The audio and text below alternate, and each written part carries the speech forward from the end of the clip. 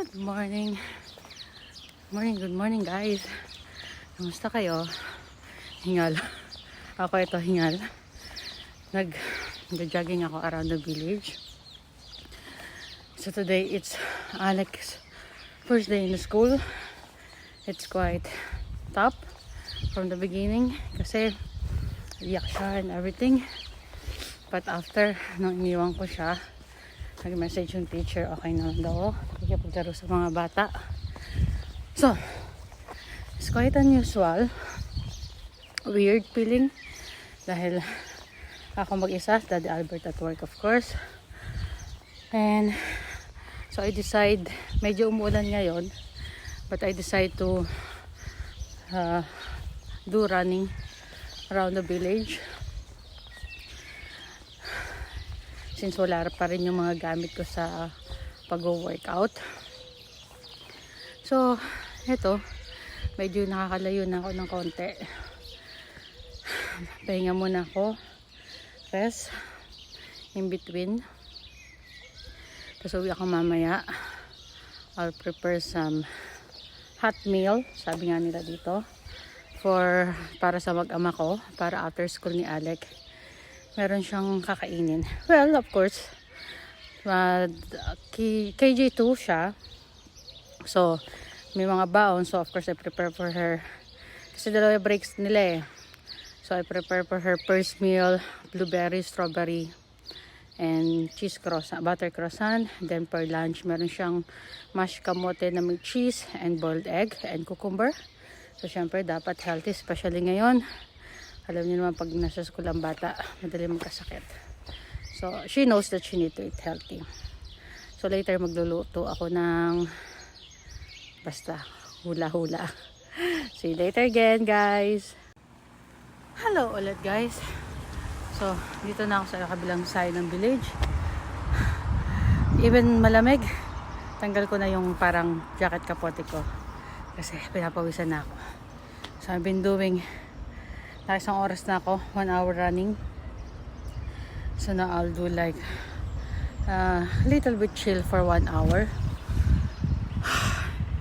Hingal. So ganda oh. So kahit malamig, it's not too cold today, like 15 degrees, 16 degree, pero umuulan. Masarap magtakbo kasi ang ganda ng scenery, ganda ng lugar. So, ito yung masarap ditong gawin. And, yeah, mag-check ako sa village, ayun yung side na yon. Kasi, walang masyadong pants si Alec. So, kailangan siya bilhin pants kasi hindi advisable yung skirt dahil naglalaro sila sa playground. So, dapat naka-pants or leggings. So, sarado pa sila, open sila ng 10 o'clock. So, mag-iikot muna ako hanggang mag-open sila. Then, I will do some shopping for my anak para may suotin sa school. So, later ulit. Hello guys, nagluluto na ako. So, papride ako ng beef teriyaki. Yan siya. Tapos, nakaluto na ako ng pasta. Meron akong carrots, zucchini, bell pepper, onion leaves, garlic. Tapos, ito yung sauce ko later. Hoisin sauce with honey, konting soya sauce, tsaka oyster, pepper, rosemary, thyme, paprika. Yun. Luto na tayo. Ayun ko na yung carrots kasi medyo mas matagal na luto yan. Kasi susunod ko yung zucchini and bell pepper. Ayun ko na yung zucchini. Ilagay natin yung onion leaves, onion garlic all together. Hindi sila na 15 minutes. Tapos lagyan natin bell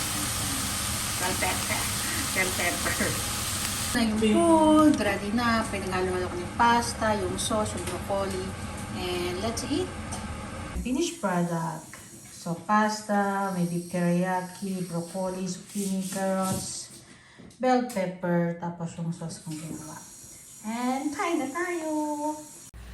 Eto na, susunduin na namin si Alec. Kami ng dalawa ng daddy niya. So, literal guys. Ito yung bahay namin, di ba? So, ito na yung school. Ayan, pag labas namin, ayan na. Naghihintay na yung mga parents diyan. So, hintayin na namin ang aking anak. Let's see. Alec, show your backpack. Talikod.